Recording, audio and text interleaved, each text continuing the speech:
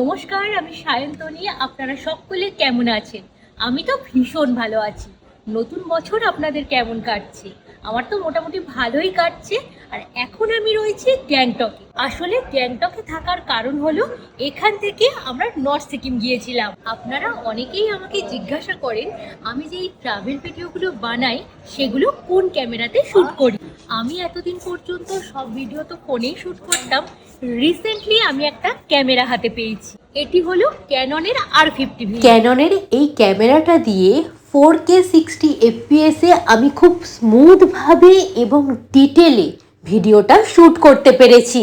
এতে রয়েছে fully articulate screen, যেটা ভ্লগিং এবং সেলফ রেকর্ডিংয়ের জন্য ভীষণই সুবিধাজনক। আর ক্যামেরাটা এতটা লাইট ওয়েটের না, আমার ক্যারি করতে ভীষণ সুবিধে হয়েছে। আমি যে ফোনটা দিয়ে এতদিন শ্যুট করতাম তার থেকেও কিন্তু এই ক্যামেরাটা লাইট ওয়েটের। ক্যানন R50V-তে রয়েছে ক্লোজ আপ ডেমো মোড এবং ভার্টিক্যাল শুটিং সাপোর্ট। এই ভার্টিক্যাল শুটিং মোডটা থাকার জন্য ইনস্ট্যান্ট রিল শুট করে ইনস্ট্যান্টলি সোশ্যাল মিডিয়ায় আপলোড করে দেওয়া যায়। পাওয়ার জুম থাকার জন্য খুব স্মুথ জুম হয়।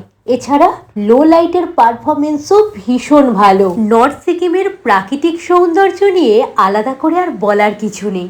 পার্সোনালি আমার মনে হয় ট্রাভেল ব্লগিংয়ের ক্ষেত্রে কোয়ান্টিটির থেকে কোয়ালিটিটা অনেক বেশি গুরুত্বপূর্ণ। আর এইবারে এই ক্যামেরাটা দিয়ে শ্যুট করায় বেশ কিছু অসাধারণ সুন্দর সুন্দর ফুটেজ পেয়েছি, যেগুলো আপনারা দেখতে পাবেন আমার নর্থ সিকিমের বড় ব্লগে। এছাড়া 14 কালার ফিল্টার থাকার জন্য যখন যেরকম কালার টোনের প্রয়োজন হয়েছে সেই টোনেই কিন্তু আমি ভিডিওটা শ্যুট করতে পেরেছি, যার ফলে এডিট করার সময় খাটুনি আমার অনেকটাই কম হচ্ছে।